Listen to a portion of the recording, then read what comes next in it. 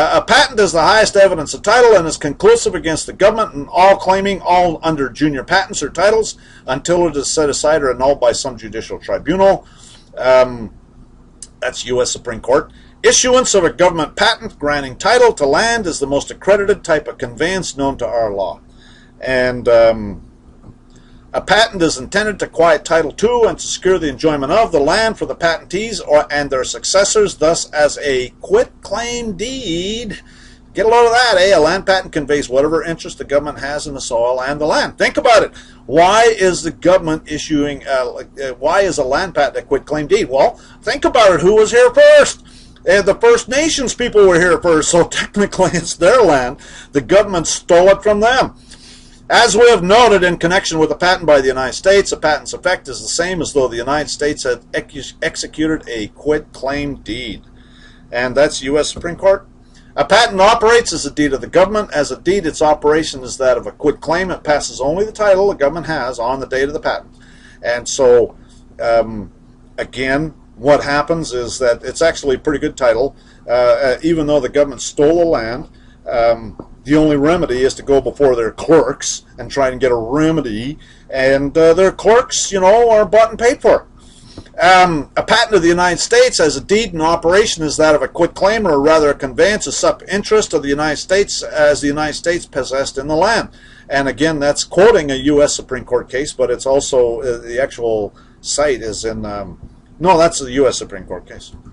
A land patent is the highest and best title, but at the same time, it's a quitclaim deed. If a land patent is a callable title, then what would be a true loyal title? It'd be, there is nothing here requiring a deed to establish a color of title, and under the former decisions of this court, color of title may exist without a deed. That's true, and that's called squatters' rights. That's true. All you got to do is live on the land for 7 years. I mean, that's in the old days when the people used to homestead. That was the deal, is you go and live on the land for 7 years, and then they just give you a land patent because you owned it. That's squatters' rights. The courts have ruled that the government has to settle the land claims of the original people. They're essentially saying that the government stole our land. Now, there's different words for the original people. They could be called First Nations. They could be a friend of mine that's involved with them. He calls them Anishinaabe. Anishinaabe. And so I guess that's what they call themselves. I'm not sure. But certainly Indian. I mean, they're not Indians. Indians are people from India. And so, you know, that's certainly not appropriate. Anyways, this is a crown patent from Canada. Notice it's in a box. That's because they know it's a fraud. And if you sue them over it, or somebody sued them over it, you know, there's nothing on that piece of paper. That's exactly what it is. There's nothing on that piece of paper. This is a U.S. patent, and let's see, shoot, I guess I didn't include the rest of it, but the text on a U.S. patent is, this is the text from a U.S. patent, and it basically says,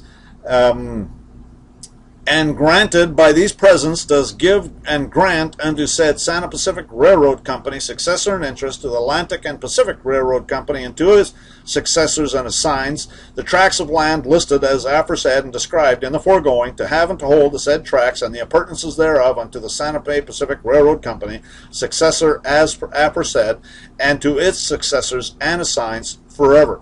Okay, that's the text. And then it goes here, and it says that it's signed by Woodrow Wilson in 1915.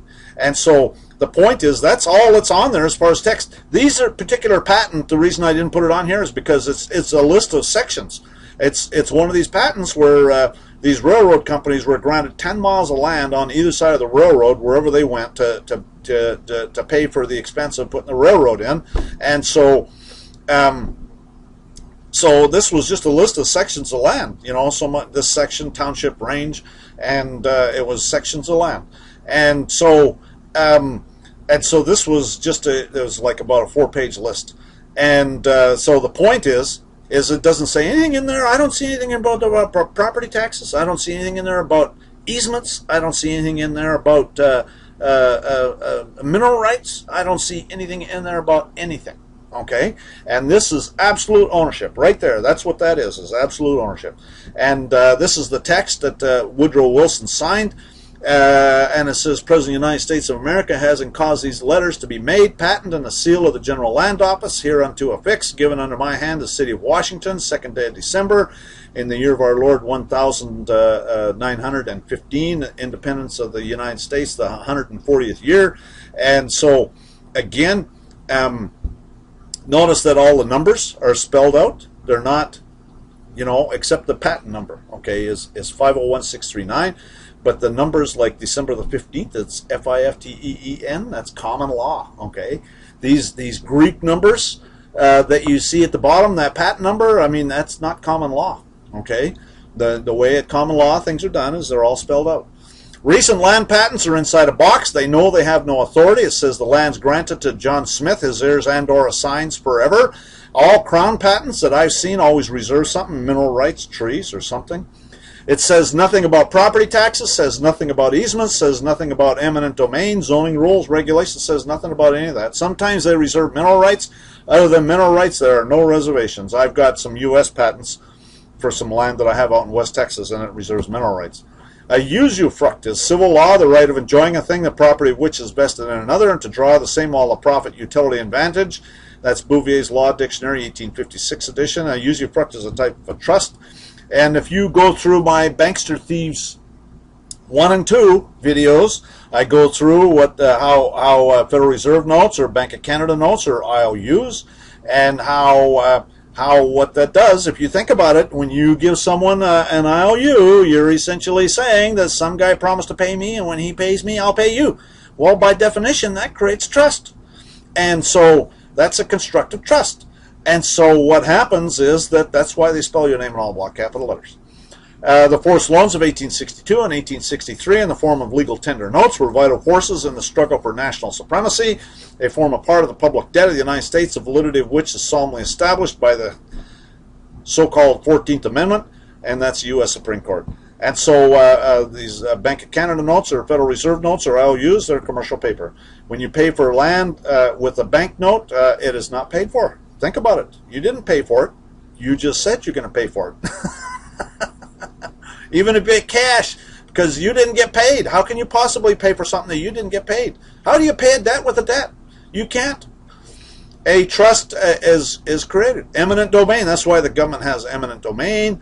You basically, what you do is when you use their banknotes. I mean, think about it. This is one thing I go through in the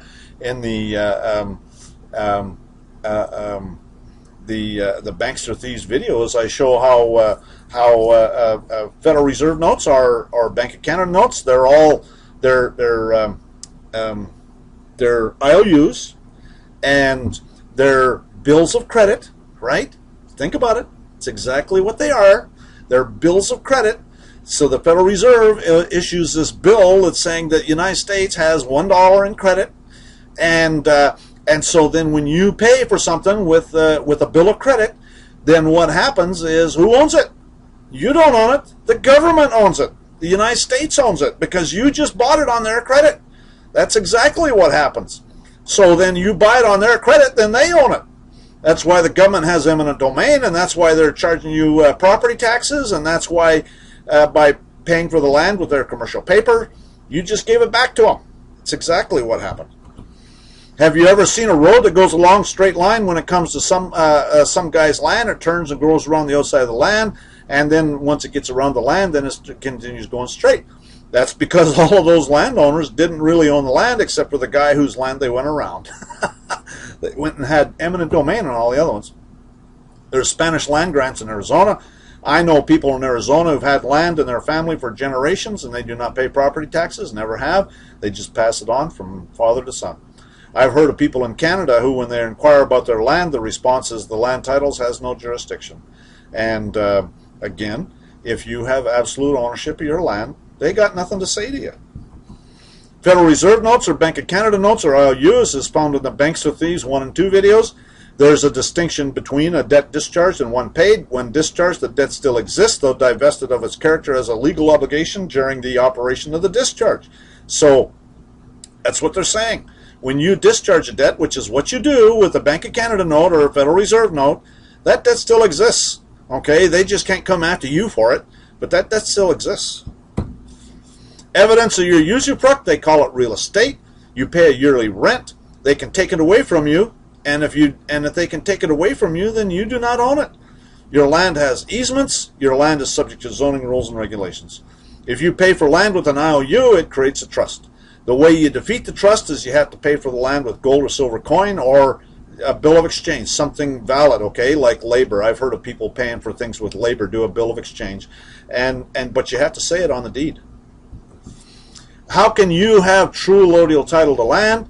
You bring forward all the rights and privileges of the original land patent. You pay for your land with gold or silver coin. At common law, our numbers are spelled out, so you make sure and spell out all those numbers. And you get a meets and bounds legal description, okay? And so what happens is when you get, most land nowadays, or a lot of land, especially in a city, is in some subdivision. So it'll be lot 1 of some rancho subdivision. And so you're going to have to get a surveyor to come out and give you a meets and bounds legal description. I guarantee you they know what you're talking about. And what they'll do is they'll get they'll find the nearest survey marker, and they'll say, you go 150 feet northwest of this nearest survey marker, and that's the northeast corner of the property, and then you go south 50 feet, and then you go east, and then they basically describe the legal description, okay? And so that's a meets and bounds legal description. It's not just lot 1 of some subdivision.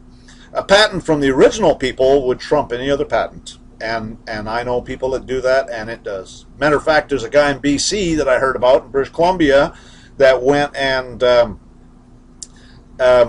he proved that bankster thieves were foreclosing on his land, on his property, and he proved that the Crown was only granted 400 acres in British Columbia in the foreclosure hearing, and the court threw it out. And so, because it made his Crown patent invalid, because the Crown didn't have the authority to grant that patent, and so then he was just basically a squatter on this land, and he'd been there for more than 7 years. So the court threw it out. The bankster thieves didn't have a leg to stand on. Because almost everything is done these days with commercial paper, the courts presume that commercial paper was used. You can defeat their presumption by putting on the document the type of payment that was received, gold or silver coin, or labor. A bill of exchange, this is an example of one. Upon receipt of 20 each, 1 troy ounce pieces of pure silver each, I do hereby grant and exchange to John Henry, House of Smith, this land together with all the rights and privileges of the original land patent number 123456, a true copy of which is attached here too, all of which is incorporated herein by reference in its entirety. That's basically what mine say when I do them. When you get true allodial title, you do not have to tell them that you purchased your land. If you purchase or bought your land, that's a commercial transaction. You tell them you converted some silver or gold to land, and I've seen court cases that talk about it. Conversion's common law. This is the Indian Act of Canada. This is, these crooks, that they basically, it says in this act, surrendered land. So they're saying that the First Nations surrendered it. Yeah, right. I'll bet they did. In this act, surrendered lands means a reserve or part of a reserve or any interest therein, the legal title of which remains vested in the bitch that has been released or surrendered by the band for whose use and benefit it was set apart. And this is the Prize Act, subject to any orders or regulations. See, that's exactly what they're doing, is they're operating under prize. They're stealing it. And the court shall exercise its prize jurisdiction in respect of all persons, matters, and things. Okay, so that's exactly what they're doing. And so but they don't want to admit it. They're a bunch of liars and thieves. They're pirates, really, is what they are. Once you understand what's going on, especially in Canada, they're the worst. Some jurisdictions have land transfer, tax, or an affidavit or property value. If you pay the tax or provide the affidavit, then you're putting your property in the tax rolls. This is perfect if you think about it. Because what you do is you serve the instrument on them by registered mail, and they return it to you saying that it's not recorded, but it's in a special file. Well, that's perfect. That's the non-tax-paying file. Some counties require it to be a land title document before you can record it. It's easy to make any document a land title document by inserting in the top right corner of the front page the following information. And you're going to have to go to the county recorder's office or the planning. Depends on where you live. You might already know the section, township, and range, but if you live in a city, in a house where you're basically, you can spit to the neighbor, then then you ought to go to the city planning department. They'll have a big map on the wall, and ask them what township, section, township, and range you're in, and they'll tell you. They'll usually have a big map on the wall, and it's got all the sections marked, and you can find your house in that, and you'll be able to tell what section it's in, and which township and range, and then and where it's all taken from, and so and then you just put it in there. And an instrument is deemed in law filed at the time it's delivered to the clerk, regardless of whether the instrument is file marked. And so I don't care. That's why I sent it to them by registered mail, because I got proof they got it. And then they invariably sent it back to me, and so that's further proof. And so I have proof they got it. They're saying they put it in that special file, and they know. And when you fill out that affidavit of property value, that's denominated in Federal Reserve notes, so you're saying that you paid Federal Reserve notes, and that'll bring you back in the system. Or land transfer tax, it'd be the same thing. It's only corporations that have to pay the tax. So if you pay the tax, you're saying you're a corporation. Remember, they only accept Bank of Canada notes or Federal Reserve notes. So think about it. A Bank of Canada notes is an IOU, and remember in the Bankster Thieves videos, it says that under the Gold Reserve Act of 1934 that those banknotes are only meant for internal use of the government. Okay, the money of we the people is gold or silver coin. That's the only way at common law. Only gold or silver coin is lawful money at common law, and. The King of England held ownership of land under a different title with far greater powers than any of his subjects. Though the people of England held few simple titles to the land, the king actually owned all the land in England through his allodial title. Though all the land was in the feudal system, none of the fee simple titles were of equal weight and dignity with the king's title, the land always remaining allodial in favor of the king. So, now remember that one of those first court cases I read was a Pennsylvania case where it said that you got the same title the state has. Okay, so it's by contract. And so positive law is law actually and specifically adopted by proper authority for the government of an organized juror society, and this is actually the Office of Law Revision Counsel. The reason I'm mentioning this is that it's important as far as land titles are concerned. If you look down in the highlighted part, it says the following titles of the code have been enacted into positive law, and that's actually about half of the titles of the United States Code. When Congress enacts an act as positive law, they enact a code as a statute. Okay, so the United States Code is basically where they go through all the statutes at large. You can have a bunch of bar members. Okay, watch my bar member videos and you'll know what I think of bar members. But you have a bunch of bar members that sit in a room and they go through all the codes and all the statutes. Okay, because there's courts that say that if there's a difference between the statutes at large and the code, the statutes prevail. So you have a bunch of lawyers or bar members that sit in a room and go through all of these statutes and put it into a code, make it into a code. And so, but sometimes Congress has actually taken that code and enacted the actual code as positive law. And so the reason that's important is because when they do that, they have to repeal all of those statutes that it replaces. And that's what we'll go through right now. This is actually taken in 1947 when they enacted Title I as positive law, and that's what the highlighted part up at the top there talks about. And then if you this is the end of it. It says the sections or parts thereof of the statutes at large, provisions codified in this act are hereby repealed. Okay, so and then there's that's better. It's the other one was this is a close-in picture. And so then what happened, this is the list of acts that were repealed. And if you look there, it says the statutes at large are revised statutes, so they repealed a bunch of the statutes of the revised statutes, okay, which is basically some codes they repealed. That's the first part. And then it talks about an act of 1893. And so in 1920, an act of March 6, 1920, chapter 94, okay, and so then an act of 1928, okay, so there's a bunch of revised that are these codes that they repealed, but there's some acts too, okay, and those are the actual acts that were passed by Congress.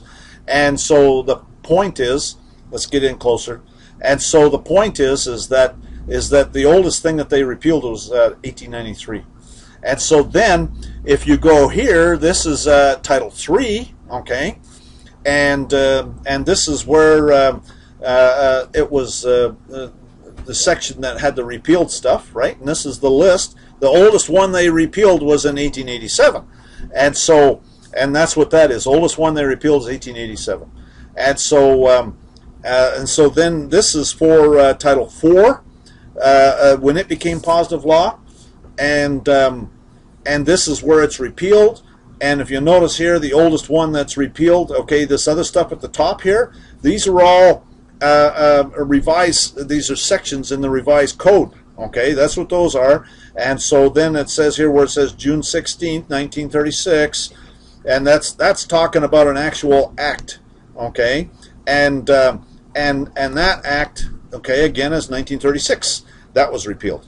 And so, and then this is Title 6, and this is where the list of repealed acts, and the oldest one that was repealed was 1895, and this is Title 9, and this is where it's repealed, and the oldest one, I mean, those are all 1925, and so then this is Title 17. And I'm certainly not going to go through all of them, but we'll go through a bunch of them here. And this is where the list of repealed stuff, and 1909 is the stuff that's repealed. And so then this is Title 18, and this is where the stuff is repealed. And the oldest one that's repealed is 1872.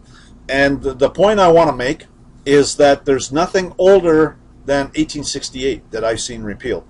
And the reason I'm saying that is that in 1871, there was a corporation set up for the District of Columbia, and that's what's operating today. When the southern states walked out of Congress, the republic ceased to function, and the de jure Congress ceased to function, and everything's been operating under executive authority ever since. But the trust is still there, okay? If you go through my bankrupt corporate so-called government's presentation, then what happened is there's two entities. There's one that's a trust and there's one that's a corporation. There's no authorization to set up a corporation, so the corporation has nothing to do with we the people. That trust is still there. You can still get access to that trust and everything under it, and all of the acts up to the Civil War were passed by the trust, and all of those acts, none of those acts have been repealed, and they're still there, and you can have access to them. And so absolute title is, I know people who have land patents on their land and they pass it on in their family and have done that for generations, and they do not pay property taxes on it and never have been contacted for any taxes. I currently own land that is not in any tax rolls. A lot of it depends on how corrupt the local government officials are. Property taxes are theft and a denial of due process. I currently have a case in the U.S. Court of Appeals for the Ninth Circuit. This is what is due process of law may be ascertained by examination of those settled usages and modes of proceedings existing in the common and statute law of England before the immigration of our ancestors. And the expressions due process of law and law of the land have the same meaning. The law intended by the Constitution is the common law that had come down to us from our forefathers as it existed and was understood and administered when that instrument was framed and adopted. It is manifest and not left to legislative power to enact any process which might be devised. The due process article is a restraint on the legislative as well as the executive and judicial powers, and cannot be so construed as to leave Congress free to make any due process of law by its mere will. In other words, they don't have authority to modify common law. Okay, common law is we the people. They don't have authority to modify it. I don't care if he's a judge. I don't care if it's Congress. I don't care who it is. They don't have authority to modify it. That's the reason that all these judges, when they're dealing with a statute, they cease to be a judge. They're now a clerk. And that's the reason there are no judges, because the only thing they deal with is statutes, and the burden's on you to bring up the issue. No legislator or judge or clerk can change or modify your right to due process or any common law right. That's why the courts have said that under a statute there are no judges, there are just clerks, as found in the J.D. Rook, the bought and paid for clerk masquerading as a judge video, and the de facto courts video, and the Fire of the United Nations Judicial Whores in Canada video, and the Corruption in the Courts 3 video, and the Corruption in the Courts 4 video. That's also why the courts have said that such clerks have no immunity and they are fully liable and their judgments are void judgments, as found in the upcoming void judgments video. It is my opinion that well over 90% of the people who work as peace officers are honest, hard-working people who are very patriotic and take their oaths of office very seriously. Many of them have not been properly trained. Many of them are under pressure to generate revenue. The burden's on us to educate them since their bosses are obviously not doing it. What can we do? We can lay a proper foundation so they cannot claim ignorance. Their biggest strength is in plausible deniability. We have to take that away from them. We can demand a common law court. We can know that a true common law court, what a true common law court is, so you can tell if they really give you a common law court. You can complain to the Judicial Council, which is basically a council of whores, to make sure you bring up the right issues. Complain to politicians. We need to work together to fire these Vatican Jesuit whores selling their justice. Make YouTube videos. Circulate them around far and wide. Send them to me. I'll circulate them. Realize it's never over until you say it's over. Never, ever, ever give up. Always remember, we the people are the ones who are really in control, not a gang of Vatican judicial whores selling their justice, not their hired thugs, not the Canada border pigs. Even a peace officer can do nothing that we ourselves cannot do. We can refuse to participate in their de facto system. We can educate ourselves about what a common law jury is and what the law of the land is. We can educate ourselves so we know when our rights are being violated. We can educate our public servants because many of them do not know any more than we do. We can educate other people by circulating this video and any other way possible. We can demand a common law jury of our peers. We can work with our friends and neighbors to reestablish our common law juries and our common law de jure courts. We can work with our friends and neighbors to give the United Nations, get the United Nations out of America and Canada and anywhere that wants to be free. United Nations is owned and operated by the bankster thieves and their Vatican handlers. Upcoming events: Color of Law, fire the United Nations judicial whores in Texas, fire the Fort Worth pigs, fire the Grand Prairie pigs, fire the how to do a habeas corpus, citizenship, fire the United Nations judicial whores in America, and the U.S. border pigs. And copies of these documents can be found at my private group at Yahoo called Administrating-Your-Public-Servants. I got YouTube videos. My profile is Sovereign Living. And you can send me an email, and I appreciate you taking the time to listen. I hope this has helped you. It's amazing what you can do once you understand the law and what to do. And I hope you have a real nice day.